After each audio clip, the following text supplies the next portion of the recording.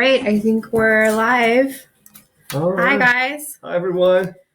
Igor Anu here. Another exciting episode about wine. Happy Friday. Happy Friday. All right. All right, so what are we starting with today? We had we're gonna have our two club wines for this month. The mixed selections, Okay. Which is gonna be a wine from Languedoc and a Garnacha blend from Spain. But I was kind of in a newsletter today. Very excited about to introduce. Right here, if you guys can see, go ahead. There? Yeah, right There there. you go. Yeah. It's Albarino from Rias Baixas, which is in northwest Spain, appellation right on the Atlantic coast. So one of the exciting parts about this wine is, I've read recently, a couple of months back, Justice Robinson put this as wine of the week. I typically follow her recommendations, especially if it's a wine of the week. But this wine was in the U.S. This was, I think, 2 months ago. And literally late last week, I noticed that one of the distributors that I work with, they had this wine in stock. So I reached out to them, and they were like, "Okay, well, this wine is allocated. It's going to a special account. I don't know, maybe some special store or maybe restaurant. So right now it's kind of in a holding pattern, obviously. But she said, "Hey, I could give you a couple of cases," and I was like, "Hey, I'm jumping on it." So I did like a little research, and as far as I know, I'm definitely the only online store to have this wine, and maybe the only store in the U.S. To have this wine. So it's definitely very exciting. A highly recommended wine. So I put a little description on it in today's newsletter, and me and Nano, we had it last night, and it's great, just as advertised. We'll try it again. So it's been open a day. Tell me, so it's called Sal de Terra, which the name is really awesome. What does it mean? It means salt of the earth. Yeah. And yesterday you made calamari, the fruit of the sea. So a perfect pairing, I think. So this is a special project led by a winemaker who makes his own really special Albarinos, Zarate. But this is like a terroir-driven Albarino, which is they really try to utilize the soil. It's obviously the French use that term, especially in Burgundy, where the soil dictates how the wine's going to taste. So what's special about this particular wine is that it's made from two vineyards. One is literally on the Atlantic coast. The other one is about 3 miles inland. And the first batch is aged in chestnut barrels. Well, the second batch is aged in concrete tanks. And then they combine the two batches together to make this blend. I think when we tasted it yesterday, marine influence was definitely on it. So it starts out with this kind of saline, like distinctive saline notes, and then it just goes into a lemony, kind of like the fruits. It's kind of like got beginning, middle, end, and a very extended finish. So we'll try it out again.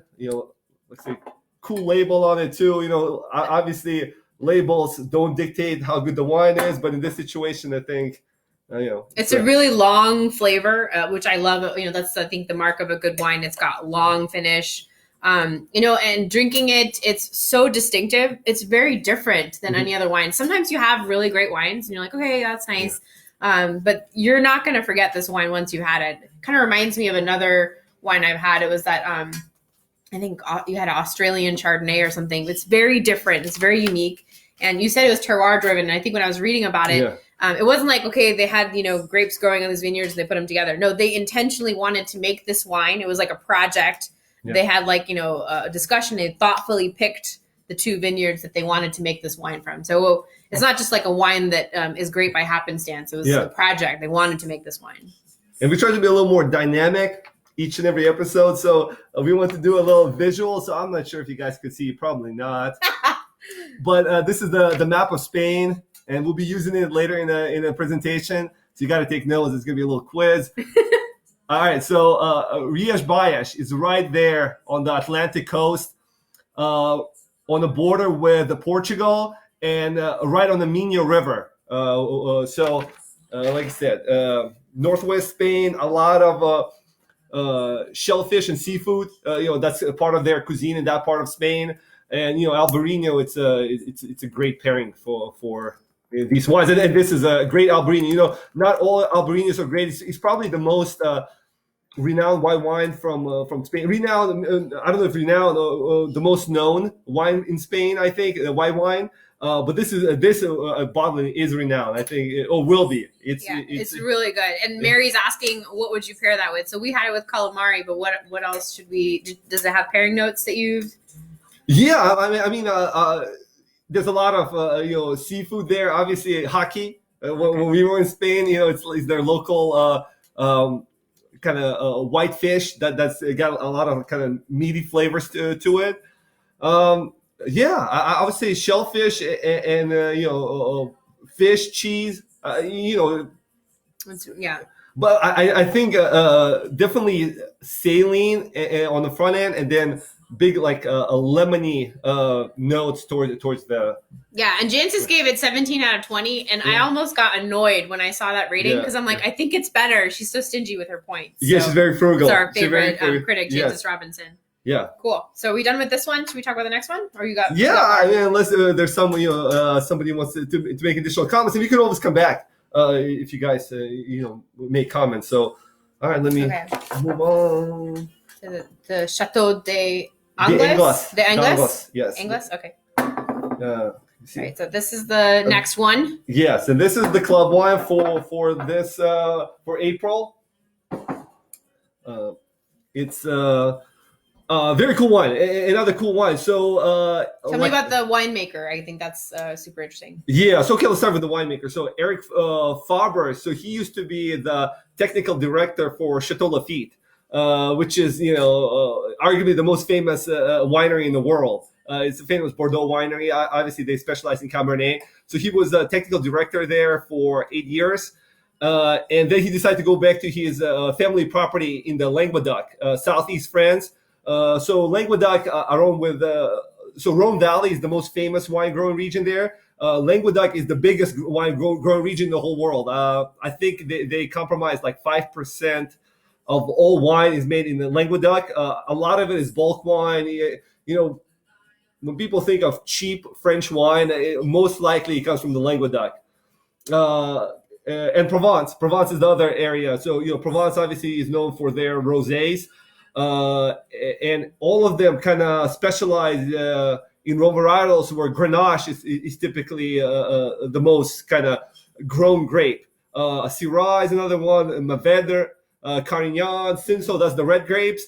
On white grapes, it's Viognier, Marsanne, Roussanne, Claret, lesser known. And this one is, what is this one? This is Bourbelanc.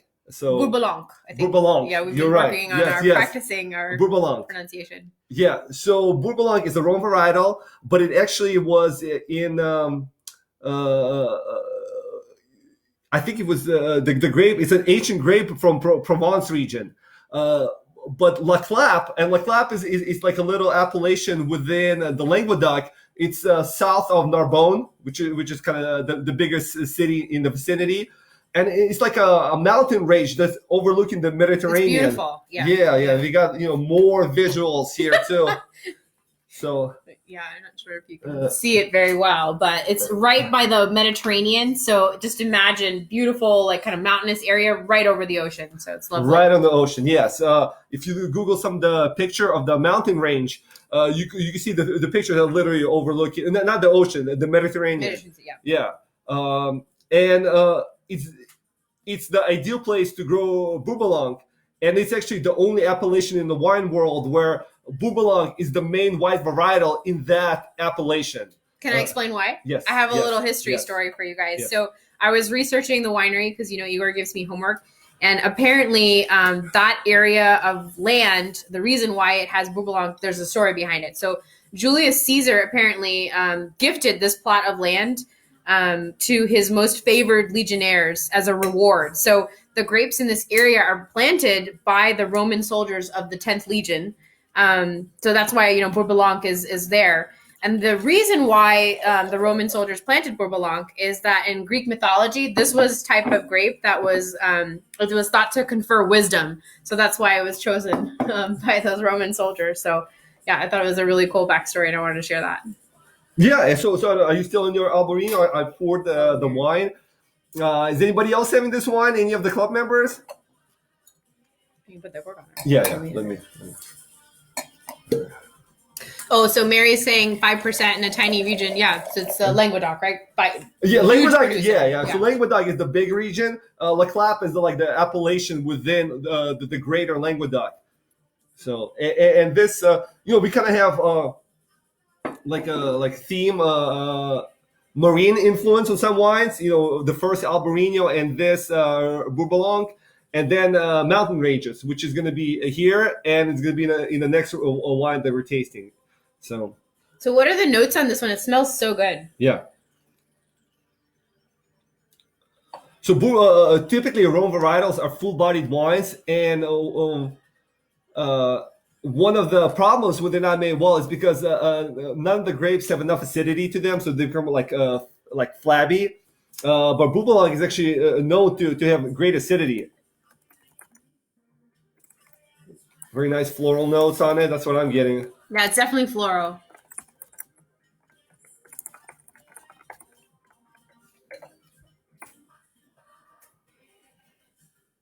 Oh. Much different. Yeah, it's a very different profile, but really good too. To me, this is interesting. I actually have more kind of saline or marine influence on the back palate versus the Albarino I had on the front. Up front, yeah. Very nice wine. Yeah, definitely a great acidic backbone to this wine. So I know we have Mary on there and Michael too. So you guys are both foodies. So I always look up food pairing. Yes. And so this is supposed to be really good. And I think so because it's got that acidic backbone, like sardines, saffron kind of dishes, fish, Roquefort, something like creamy. So yeah, I'm excited to eat later. We're going to have a little cheese plate.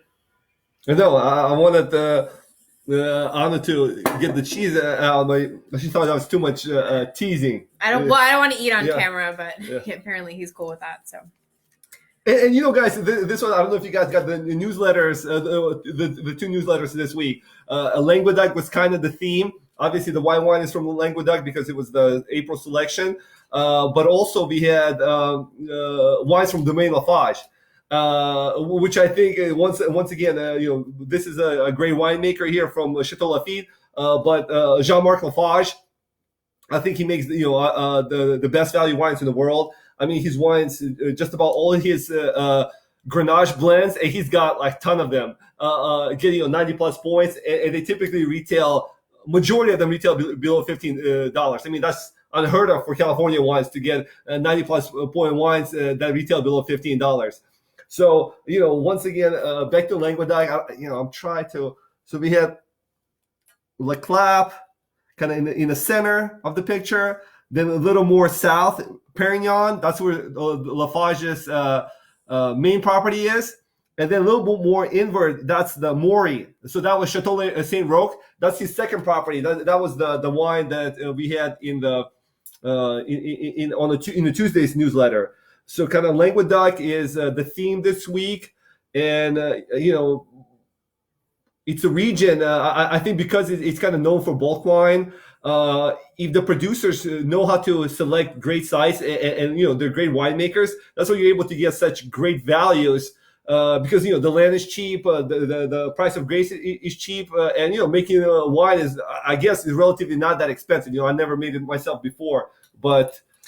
So Michael's got a question. How would you compare this to other varietals that can have floral notes like dry Riesling? So this wine, dry Riesling, floral notes, this is much more acidic, I think. It's got more acid on it than Riesling's, right? And it's much lighter. I think Riesling's have a little bit more heaviness. What do you think? I think obviously even dry Riesling, it sometimes feels like they have the tropical fruit that gives a impression of sweetness, even if they're trocans, like how they call it in Germany, dry. This one, it has like more citrus fruit, I think. This wine. And then I think that's the obsession of a lot of the winemakers that we're talking about, terroir driven. They want the land to express the wine and also the climate. In Europe, vintages are a big thing. You heard like good vintages, bad vintages. That's the reason, because climate plays a big role on how the wine is going to taste in a particular year. So to me, sweeping statements, like I said, I think more tropical fruits on Rieslings and more citrus on this particular wine. And white Rhone varietals. For example, in the Rhone Valley, only 5% of all wine is white wine. And they actually make more rosés, and the rest is red wine. So there's relatively few examples of white wines, and even less come out to in imports. So whatever we get in the U.S. is it's a tiny amount, and of that tiny amount, even smaller amount is actually really good. A lot of it, like I said, there's not enough acidity to them, so they become kind of flabby, not very interesting. Drinkable, but not table wine. Yeah, table wine. But this is really good. This is much beyond table wine. Yeah, and then the other thing is, I was mentioning that the winemaker is from Chateau Lafite, and actually they have 2 reds and 2 whites and a rosé. But so this is Grand Vin, and I don't know. I haven't read that, but my guess is that's how they nominate the top wines in Bordeaux. They usually say the Grand wine, and then typically the big houses have a second wine. So he's the same way here. So this is the Grand Vin that we're having, and he has a Classique, which is entry level wine. And the reason is this is old vine Bourbon, which is 60 plus years. And old vine Grenache Blanc, which is 40 plus years. Yeah. So I think the older the vines in certain for certain varietals, the more complex, the berries become smaller and they become more concentrated, and the wine is typically better from those wines than from younger wines. Zinfandel, in California, that's obviously famous for their old vine Zin, and Grenache and Carignan. They're the 2 Rhone varietals that are known to make great wines if the vines are 100 plus years old. So this is not 100 plus years old, but 60 year old Bourbon, it's interesting wine. Yeah. And it's a unique grape, at least to us. Very little you see in distribution, made by a great winemaker, from the area that kind of specializes in this grape that I think. Unless you're a wine geek, you've never even heard of.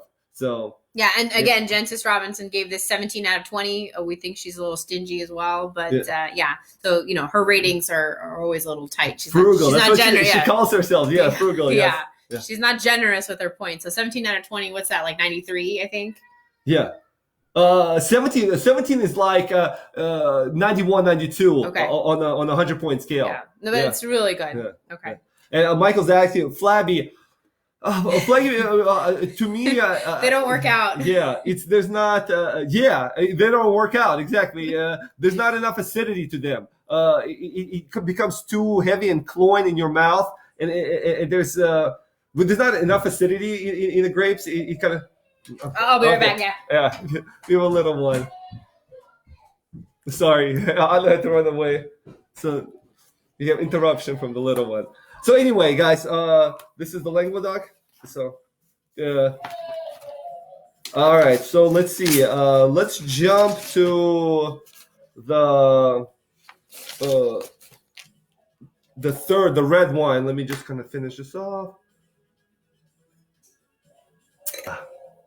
We put the older one in charge of the smaller one. This is what happens. All right. So this is the one that if you guys been listening or read my newsletters in the last month or so, I've been hyping up this winemaker for a long time. All right. So if you guys could see it, Jimenez Landy. So you guys might have remember the name Danny Landy. He's the winemaker that we've been talking about. Like I said, in the last several weeks. This Jimenez Landy is his family's property. This is originally where he started making wines. So it's a Garnacha-based wines from Sangredos Mountains, which is west of Madrid. So let me bust out my little visual right here. All right. So let's see where we at. All right, we're going to be in the center of Spain. Mentrida is the region, so it's west of Madrid, close to Toledo, which used to be the capital of Spain. I think 400 years ago. But anyway, that has nothing to do with this wine. I think this particular wine, it's not 100% Grenache. I was actually reading interesting things about Daniel Landy because I've kind of been hyping up in his Garnachas, but his first love affair was actually with Syrah, and this wine has a little bit of Syrah and a little bit actually Cabernet Sauvignon, international varietals.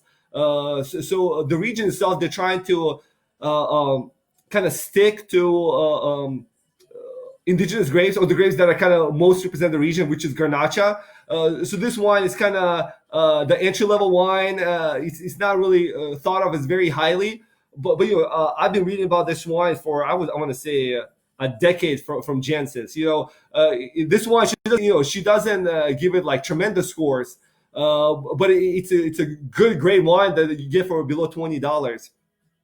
Just kind of put it right here. What's the camera right there? All right.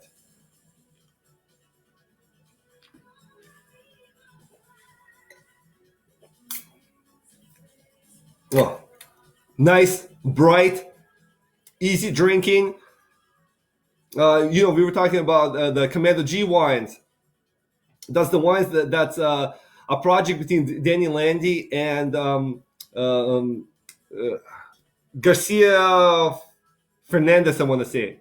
And La Bruja is the one we discussed in the past, and it's a beautiful wine. This doesn't come up to that level, but tasting it, you could definitely see it's not a Garnacha. It's deeper in color. It's got a bigger backbone, so you can see that Cabernet and Syrah, which are more full-bodied wines, they give it a little more body to this wine. So it's not as light as the Garnachas that La Bruja is. It's not as complex, but it's got a nice bright fruit. It's very easy drinking.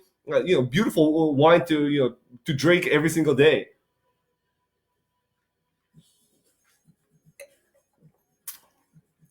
Yes, yeah. So responding to Terry, funky, earthy, yeah.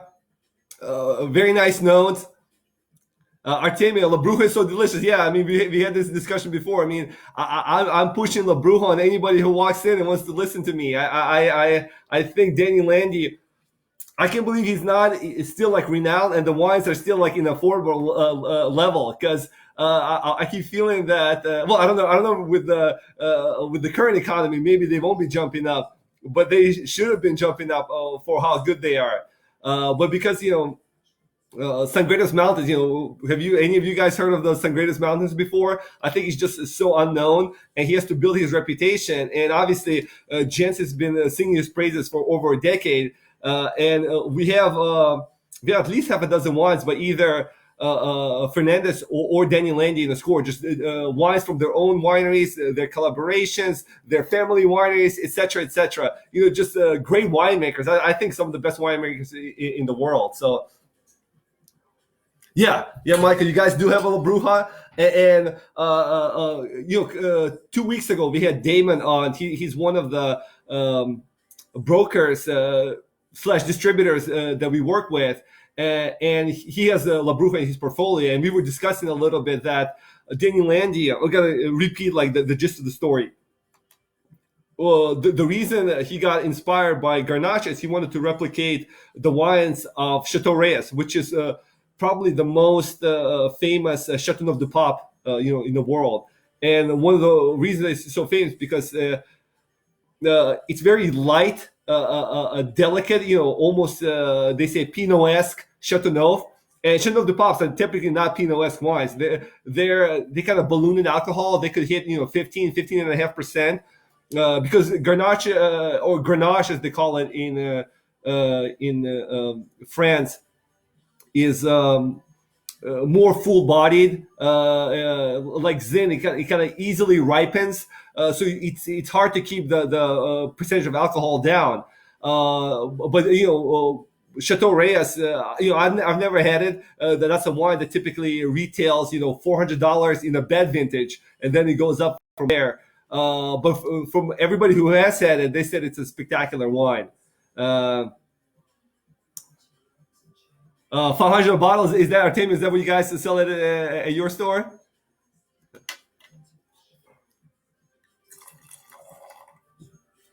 Yeah.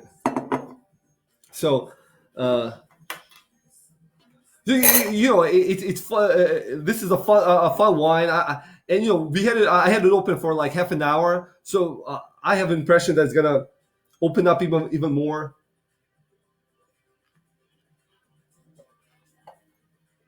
Or Tammy, you tasted Chateau Reyes? We envy you. Anybody else?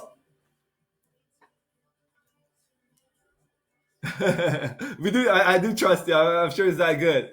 Um, but I don't know if you guys La Bruja. Obviously, if you love La Bruja, and maybe we should do like I was kind of thinking this should be like a taste off. One of our tastings should be one of Danny Landy's wines, and obviously it'd be great to have the second wine to be Chateau Reyes, but maybe the second wine would be better if it was uh, uh, Fernando Garcia. So he's winery is called Maranonias, and they carry several of their wines. Once again, beautiful expression of the Garnacha, and it'd just be cool to kind of taste the two friends against each other. Maybe similarly priced cuvées, and see who likes which one better. So,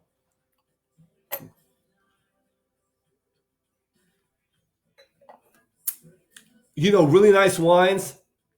I think my opinion probably we'd be going in I guess descending order. I think the Albarino was the most spectacular, and um, the Boubalonc, very complex. I think close to that, and this Garnacha, like I said, I think it's a great drinkable everyday wine. It's not on the La Bruja level.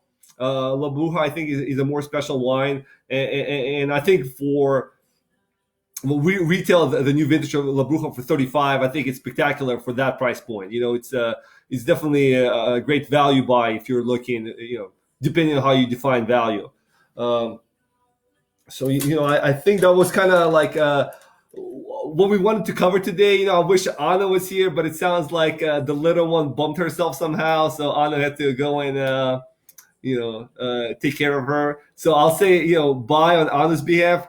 Thank you guys. Enjoy your weekend, and we'll do a fun tasting next Friday. So once again, thank you so much. I hope this is educational and fun. It is fun for us. It's fun to talk to you guys, and now it's fun to kind of interact with you guys. So yeah, make suggestions. If you guys have questions, please ask questions. You can even ask questions beforehand if you want me to cover something on these calls. So I'm kind of going on what I think is interesting about these wines, about the regions they're from, about the pioneering winemakers that are in these regions. So yeah, I think it's kind of cool.